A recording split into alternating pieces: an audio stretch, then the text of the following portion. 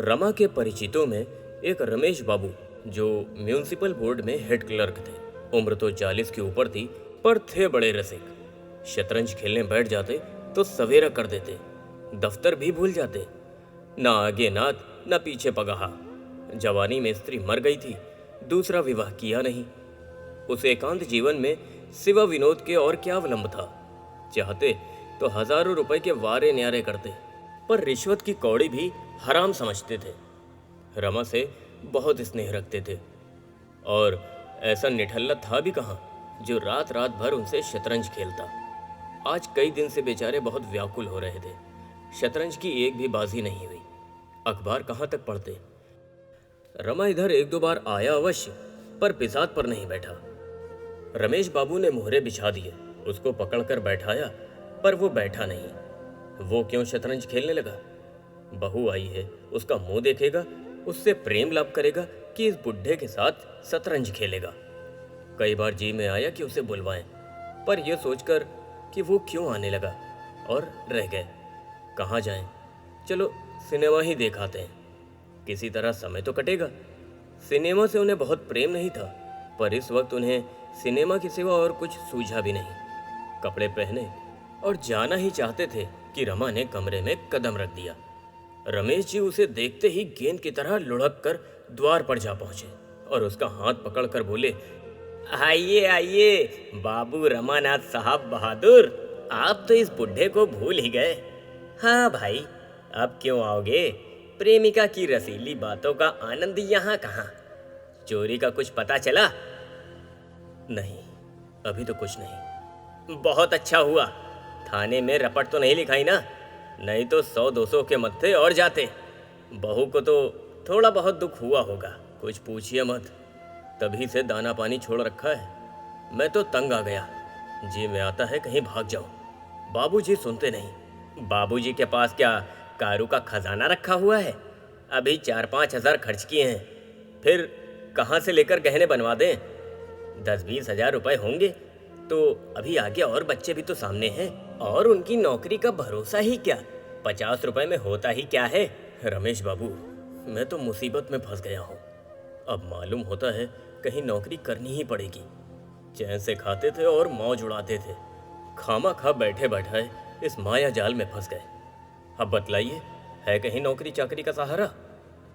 रमेश ने ताक पर से मोहरे और बिसात उतारते हुए कहा, अरे आइए, एक एक बाजी हो जाए, फिर इस मामले पर सोचते हैं। इसे जितना आसान समझ रहे हो उतना आसान है नहीं। अच्छे अच्छे धक्के खा रहे हैं। मेरा तो इस वक्त खेलने का जी नहीं चाहता। जब तक ये प्रश्न हल नहीं हो जाता मेरे होश ठिकाने नहीं होंगे।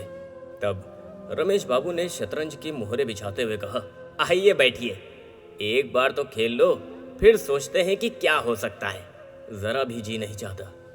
मैं जानता कि सर मुड़ाते ही ओले पड़ेंगे तो मैं विवाह के नजदीक आता ही नहीं। अजी 2-4 चाले चलिए तो आओ, अपने आप ही जी लग जाएगा। जरा अकल की गांठ तो खुले। बाजी शुरू हुई।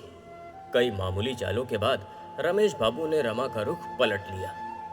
रमानाथ बोला, अरे रे, ये क्या गलती हो गई? रमेश बाबू की आंखों में नशे की लाली छाने लगी। शतरंज उनके लिए शराब से कम नहीं था। बोले, बोहनी तो अच्छी हुई, तुम्हारे लिए मैं एक जगह सोच रहा हूँ, मगर वेतन थोड़ा कम है, केवल 30 रुपए। वो रंगी दाढ़ी वाले खां साहब नहीं है, उनसे अब काम तो होता नहीं है। कई बार बचा चुका हूँ। सोचता था जब तक किसी तरह काम चला ले, बने रहे। बाल बच्चे वाले आदमी हैं। वो तो कई बार कह चुके हैं, मुझे छुट्टी दे दीजिए, तुम्हारे लायक तो वो जगह है नहीं, चाहो तो कर लो। ये कहते कहते रमा का फीला मार दिया। रमा ने फीले को फिर उठाने की चेष्टा करके कहा, आप तो मुझे बातों में लगाकर मेरी मोहरे उड़ाते जाते हैं। इसकी सनद नहीं, लाओ मेरा फीला। देखो भाई, बेईमानी मत करो। मैंने तुम्हारा फीला जबरदस्ती तो नहीं उठाया। हाँ, तुम्हें वो जगह मंजूर है, लेकिन वेतन तो 30 है ना? हाँ, वेतन तो कम है, मगर शायद आगे चलकर थोड़ा बढ़ जाए। मेरी तो राय है कि कर लो। अच्छी बात है, आपकी सलाह है तो कर लूँगा। जगह आमदनी की है। मियाँ ने तो उसी जगह पर रहते हुए अपने लड़कों को पढ़ाकर बड़ा कर दिया। दो कॉलेज में पढ़ते हैं, लड़कियों की शादी भी अच्छे घरों में की है। हाँ, ज़रा समझ बूझ कर काम करने की ज़रूरत है। रमेश बाबू, मुझे आमदनी की तो परवाह नहीं, रिश्वत कोई अच्छी चीज़ तो है नहीं। बहुत खराब। मगर बाल बच्चे वाला आदमी करे तो क्या करे, 30 रुपए में गुजारा नहीं हो सकता। मैं अकेला आदमी हूँ, मेरे लिए 150 ही काफ़ी हैं। कुछ बचा भी लेता हूँ, लेकिन जिस घर में बहुत से आदमी हों, लड़की की पढ़ाई हो, लड़कियों की शादी हो, वो आदमी कर भी क्या सकता है। जब तक छोटे छोटे आदमियों का वेतन इतना ना हो जाए कि वो भला मानस के साथ निर्वाह कर सके, तब तक रिश्वत बंद नहीं होगी। ये रोटी दाल दूध घी तो वो भी खाते हैं, फिर एक को 30 रुपए और दूसरे को 300 रुपए क्यों देते हो? रमा का फर्जी पिट गया। रमेश बाबू ने बड़े जोर से कहा मारा। रमा ने रोष के साथ कहा, अगर आप चुपचाप खेलते हैं तो खेलिए, नहीं तो मैं जा रहा हूँ। मुझे बातों में लगाकर आप सारी मोहरें उड़ाए लिए जाते हैं। अच्छा साहब, अब बोलूं तो जबान पकड़ लीजिए। ये लीजिए शह, तो कल अर्जी दे दो। उम्मीद तो है तुम्हें ये जगह मिल जाएगी, मगर जिस दिन मिले मेरे साथ रात भर खेलना होगा। रमेश बाबू, वो सब तो ठीक है, लेकिन आप तो 2-3 मातों में रोने लगते हैं। अजी वो दिन गए जब आप मुझे मात दिया करते थे। आजकल चंद्रमा बलवान है। इधर मैंने एक मंत्र सिद्ध किया है, क्या मजाल की कोई मात दे सके। फिर शह, जी तो चाहता है कि दूसरी बाजी मात देकर जाऊं, मगर देर हो जाएगी। देर क्या होगी, अभी तो 9 बजे हैं। खेल लो, दिल के अरमान निकल ना जाएं। ये शह और मात। अच्छा, तो कल की रही। अगर कल ललकार कर आपको 5 मातें ना दी तो कहिएगा। अजी अभी आ जाओ, तुम मुझे क्या मात दोगे? हिम्मत है तो अभी खेलो। अच्छा ऐसी बात है, आप भी क्या कहेंगे, मगर मैं 5 बाजियों से कम नहीं खेलूंगा। अजी 5 नहीं, आप 10 खेल लीजिए, रात तो अपनी है।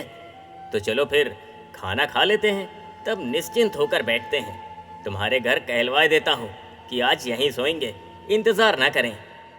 दोनों ने भोजन कर लिया और फिर शतरंज पर बैठ गए। पहली बाजी में 11 बज गए। रमेश बाबू की जीत रही, दूसरी बाजी भी उन्हीं के हाथ रही। तीसरी बाजी जब खत्म हुई तो 2 बज गए थे। तब रमानाथ बोला, अब तो मुझे नींद आ रही है। अजी तुम मुंह धो डालो, बर्फ रखी हुई है। मैं 5 बाजियां खेले बगैर सोने नहीं दूंगा। रमेश बाबू को यह विश्वास हो रहा था कि आज मेरा सितारा बुलंद है, नहीं तो रमा को लगातार 3 बार मात देना यह आसान बात नहीं थी। वो समझ गए थे कि इस वक्त चाहे जितनी बाजियां खेलो, जीत मेरी ही होगी। मगर जब चौथी बाजी हार गए तो उनका यह विश्वास भी जाता रहा। उल्टा इस बात का भय हुआ कि कहीं अब लगातार हारता ना चला जाऊं। तब रमेश बाबू बोले, हाँ रमा, अब लगता है कि सो जाना चाहिए।